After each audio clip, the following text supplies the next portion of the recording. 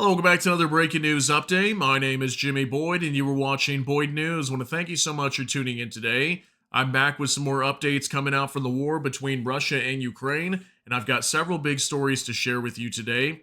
So, over the last couple of months, we've been talking about multiple assassinations from Ukraine targeting top officials within Russia's government and also top military officials as well. Well, we have another report here today, a very big one, that a Russian general and his assistant were both killed in a bomb blast in Moscow, Russia today. So his name is Igor Kirillov. Okay, he's the head of Russia's Radiation, Chemical, and Biological Defense Forces. And just yesterday, Ukraine's SBU security service had issued a warrant for his arrest for crimes against Ukrainian troops using chemical weapons. Okay, so very interesting. We had that coming out just yesterday, and all of a sudden, him being taken out, eliminated inside of Moscow. So apparently, what happened here was him and his assistant were walking out of a building in Moscow, and there was a electric scooter that was sitting just next to the door as he walked out. Just a couple seconds as they walked out, this thing was detonated. Apparently had some sort of IED explosive on it with shrapnel planted inside, and eliminated both Igor Kirillov, the Russian general, and his aide. Okay, so very big news coming out today. I've got some pictures I can show you guys of the event as it took place, and we've got a report to go over regarding that. So we'll talk about that starting out this video, and then we've also got some reports of a new video coming out from the Kursk region of Russia showing some wounded North Korean soldiers hanging out at a hospital up in the Kursk region as they're being treated after engaging with the Ukrainians. Okay, so yesterday, Ukraine, the United States was coming out, multiple countries, primarily Ukraine, stating that they have already been engaging with the North Koreans. We talked about that a little bit yesterday as well, and some reports of up to 100 to 200 already wounded or killed in terms of North Korean losses just in the Kursk region alone. So I've got some new video footage to show you guys coming out from there. And then also we have another Volga-neft oil tanker in the Black Sea that issued a distress call today, potentially sinking. Looks like it had a crack in its hull and was leaking some oil. So looks like we could potentially have a third oil tanker over in the Black Sea that could be sinking very soon and could even be right now. So I'll show you guys some new video footage coming out from there as well. Definitely a major environmental disaster taking place in the Black Sea right now with all these oil tankers down there starting to sink, apparently due to very rough waves down there. Okay, so let's go ahead and jump right into this. I've got several things to show you today. I want to show you just a little bit of this report, and then I'll cite it down below. You guys can read the rest of it if you want to. This is from the Financial Times. Top Russian general killed in bomb blast in Moscow. Ukraine official says Kiev was behind assassination of Igor Kirillov, head of Nuclear, Chemical, and Biological Defense Forces. So here's a picture of him here. And it says a top Russian general accused of using chemical weapons in the invasion of Ukraine has died after a bomb went off at the entrance to his home, in Moscow early on Tuesday. Investigators said, killing him and his assistant. Russia's investigative committee, a major crimes unit, said Lieutenant General Igor Kirillov, the head of the military's nuclear, chemical, and biological defense forces, had died in an explosion caused by a bomb placed on a scooter. Kirillov is the most prominent military officer to be assassinated since Russia began its full-scale invasion of Ukraine in 2022.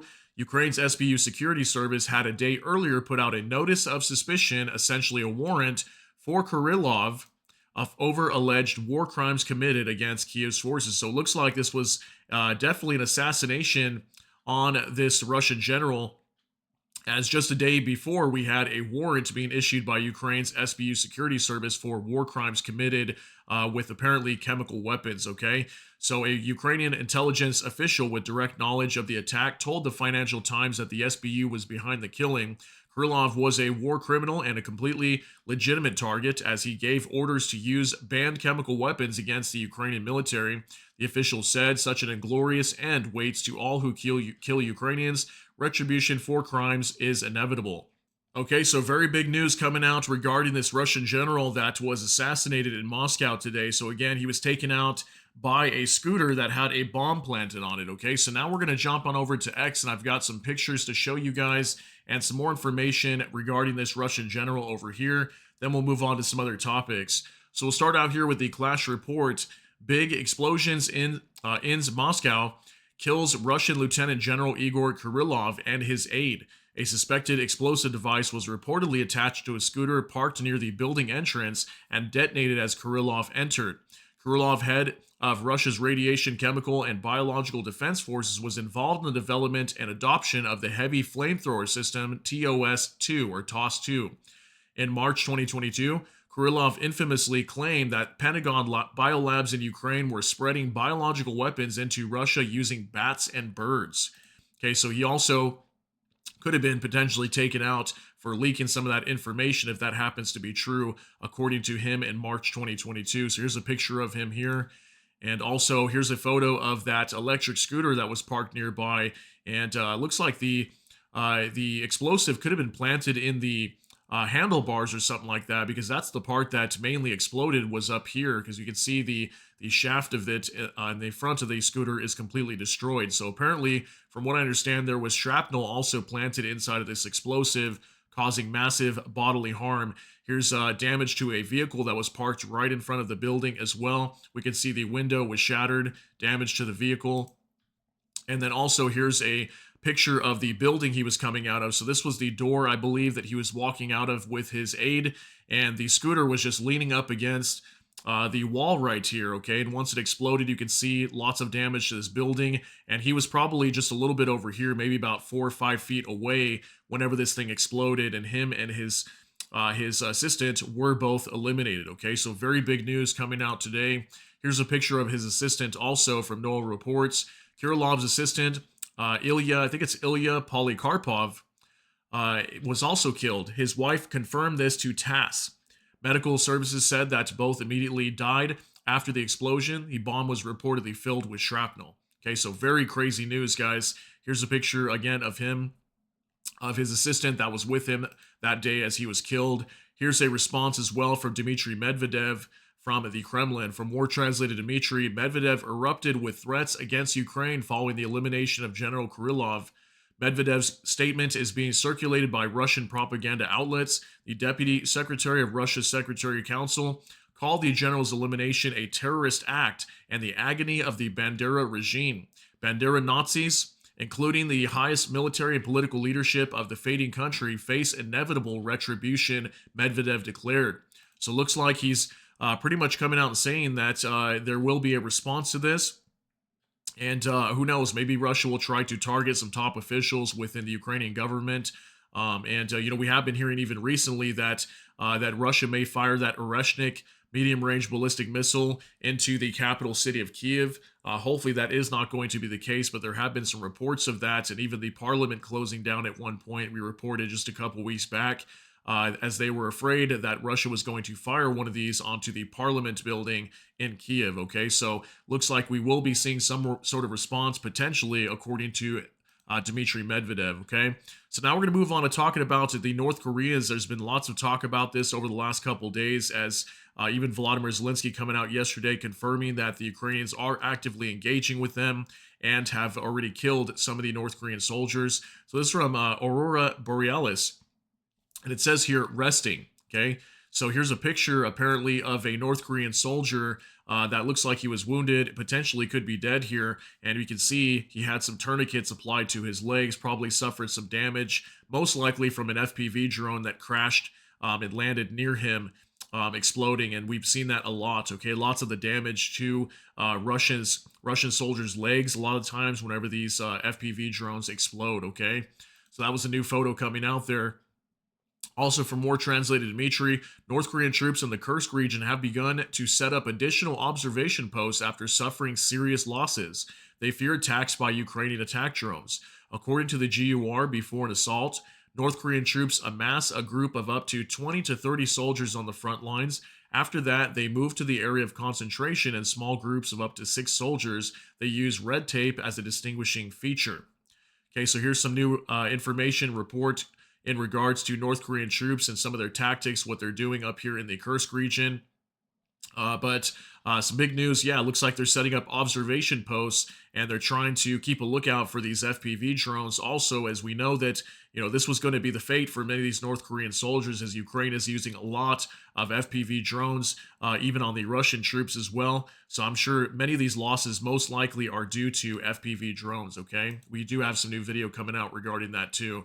Also from Nexta, after the first assaults in the Kursk region, more than 100 wounded DPRK soldiers were taken to one of the hospitals in Kursk. Ozint Community Evocation Info, a separate floor was allocated for them. Earlier, Zelensky reported that the Russians burned the faces of the killed North Koreans to hide the losses. Yeah, so this was actually being reported yesterday.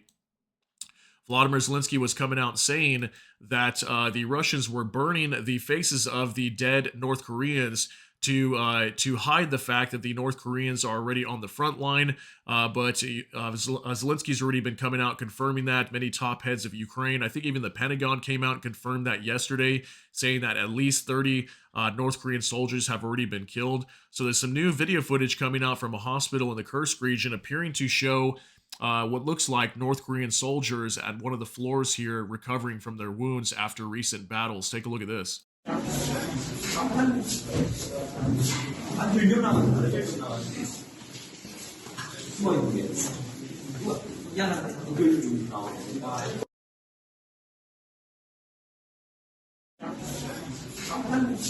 Okay, just a quick clip here, but it definitely does look like these are North Koreans, which appear to be at some sort of facility. Now, that man right over there looks like he had a Russian military uniform on and all mixed in with these North Korean troops here. So, very big sign here that this is for sure a hospital up in the Kursk region, most likely, as we have been reporting also that North Korean soldiers have already been engaging with the Ukrainians. You can see even one of them here had a cast on his arm. You can see right there. So he definitely was wounded, most likely in battle. Okay, so let's move on to some more updates here.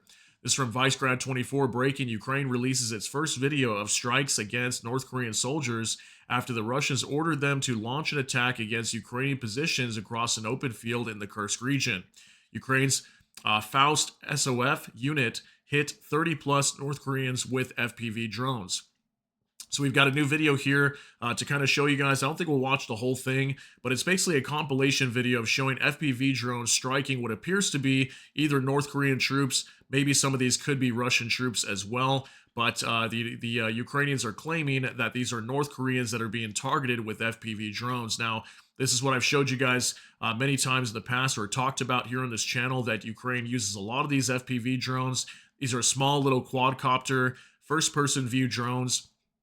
They attach explosives to these, and you can see just as the camera cuts out, that is the FPV drone exploding as it crashes into the ground. Okay, so the Ukrainians claiming that these are North Koreans that are being taken out in this video here. Okay, so let's move on to some other updates now from NOAA reports.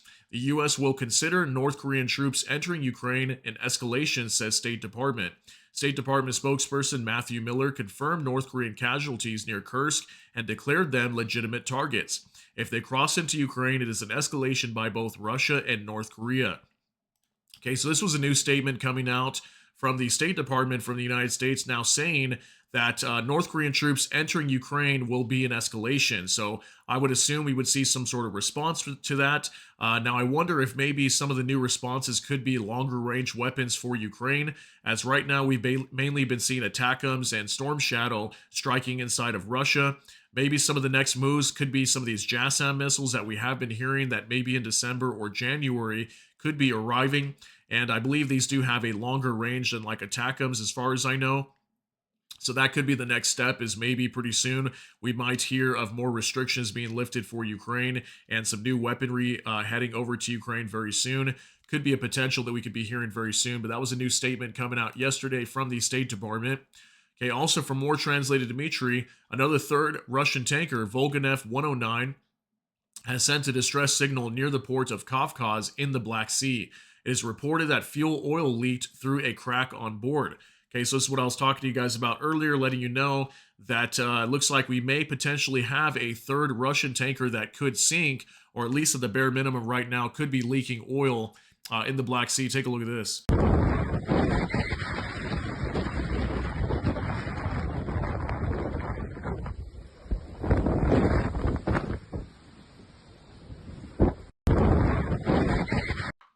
All right, so it looks like this ship could be potentially sinking. It kind of looks like the front end of it is here already. And we have not had official confirmation of this, but as you can see as well, the waters over here are very rough right now, and apparently due to waves, that's what was causing many of these tankers over the weekend to start sinking. Apparently, one of them even split in half and completely sunk. I think the second one might have also. So I'll wait for more confirmation on this, but this was just starting to come out today that a distress signal was issued in the port of Kafkaz in the Black Sea for this Russian tanker. Okay, so we'll find out more information on that later, and I'll let you guys know. Here's also some videos. I got a video and also some pictures of the oil slicks on the beaches near the Kerch Strait. Okay, so this is from War Translated Dmitry Anapa. Anapa may have to forget about being called a resort city for a long time.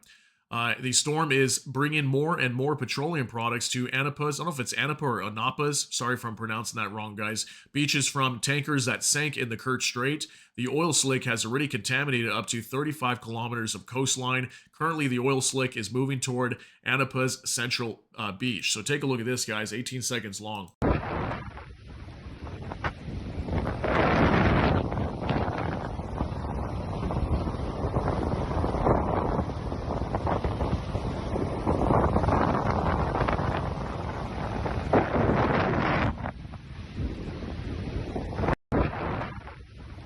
All right, guys. So very sad to see this. I mean, imagine the amount of wildlife affected by this. This is definitely one of the biggest disasters in terms of an oil spill, probably in history. Okay, this is a very, very big spill with multiple tankers leaking thousands of gallons of crude oil or fuel into the oceans. Okay, and this is the effects of that. I even saw a picture. I think it was just coming out yesterday of a bird. I think it was like a pelican or some sort of large bird that was covered in oil.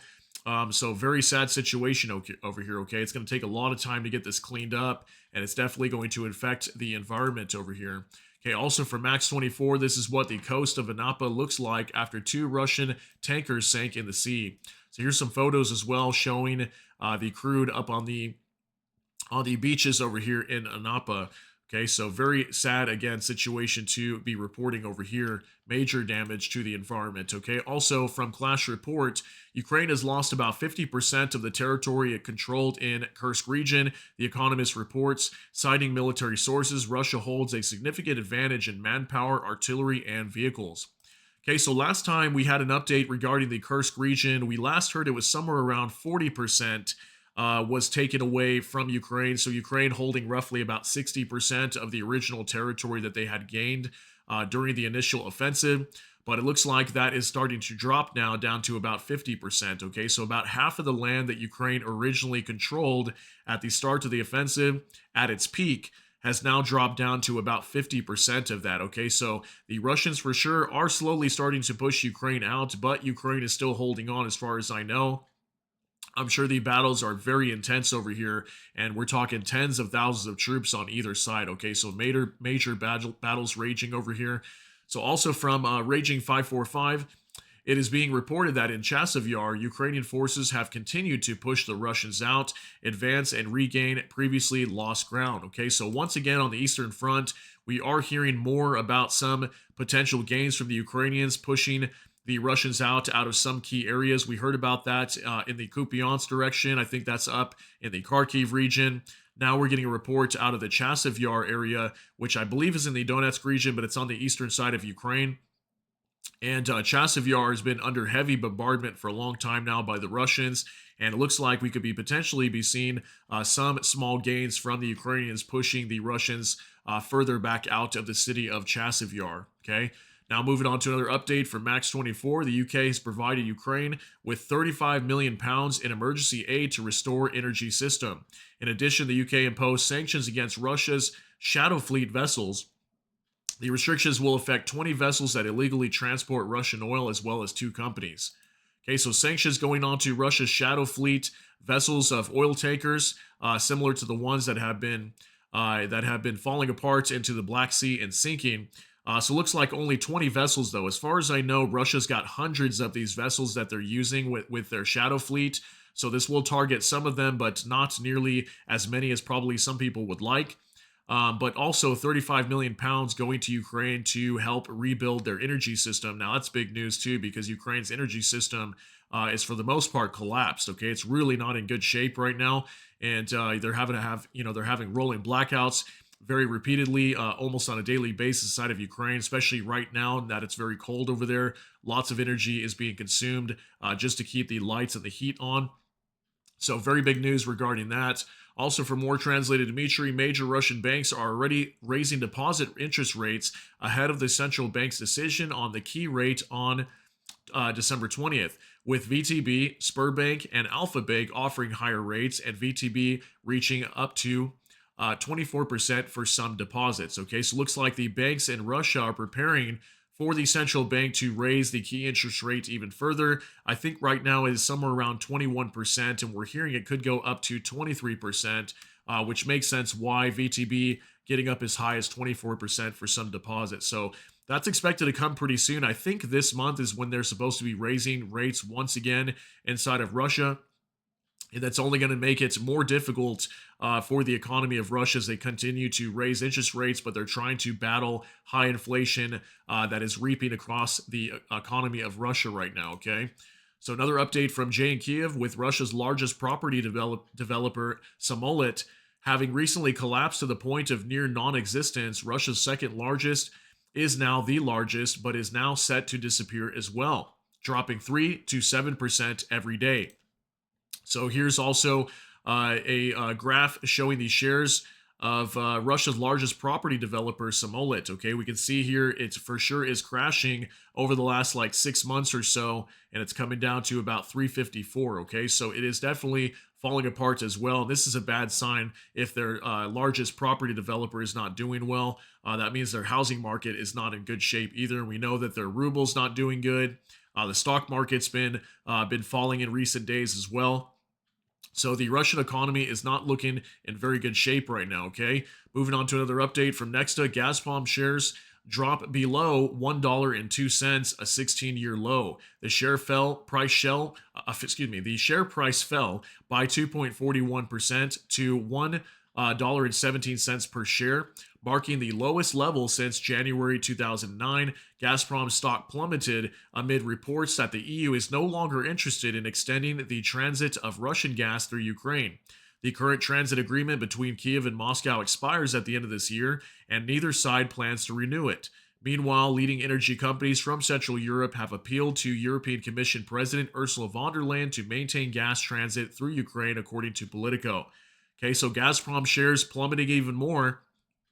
And this is a very big sign that Russia's economy is not in good shape if Gazprom shares are falling. And I want to say I saw some information that Gazprom shares were up to like $8.50 at one point at its high, now down to close to $1. Okay, so that is a major fall off with Gazprom in the stock market, indicating that they are losing lots of money. Okay, and what did we just talk about recently? We had another oil depot that was struck inside of Russia, and we've been reporting dozens of these by now, probably over 50 oil depots being hit by Ukrainian drones, sometimes missiles. So Russia's losing a lot of money in their oil and gas industry, okay? So another update from Anton Gerashenko, Russian coal industry is in a crisis due to loss of Western markets and sharp decline of demand in friendly countries. Russian coal companies have closed 9 months of 2024 with a loss of 91 billion rubles, about $875 million. That is a record among all Russian economic areas. Coal exports from Russia declined by 11.4%. Exports to China have declined by 8%, and there is no potential for their growth, Russian officials admitted, as Beijing has introduced import duties on Russian coal. Russian coal industry is as important of a source of revenue for the Russian budget and takes fourth place in terms of export revenues after oil and gas and metal. According to Rostat, half the enterprises in the industry, which includes more than 30 single industry towns and hundreds of thousands of employees, have become unprofitable. About 150,000 people work in the Russian coal industry directly, and over 500,000 more worked in the neighboring areas in 2020. 30 monocities where there is usually just one major employer have about 1.5 million Russians living in them who directly depend on the coal industry for survival.